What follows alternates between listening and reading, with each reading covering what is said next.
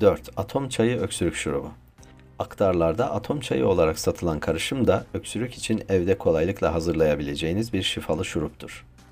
Bu şurubu hazırlamak için bir miktar zencefil, kabuk tarçın, zerdeçal, havlıcan, 10 gram karanfil, bir adet muskat cevizi ve 2 parça lohusa şekerini karıştırın. Bu karışımı 1 litre suda 30 dakika kaynatın. Daha sonra 10 dakika dinlenmeye bırakın. Ardından süzdüğünüz bu karışımı afiyetle bol bol içebilirsiniz. Öksürüğe iyi gelen ev yapımı şurup tariflerini anlattık. Sizlerden son olarak kanalımıza abone olmanızı ve videomuzu beğendiyseniz sosyal medya hesaplarınızdan arkadaşlarınızla paylaşmanızı rica ediyoruz. Güzel gülücüklerle dolu, mutlu ve sağlıklı günler dileriz.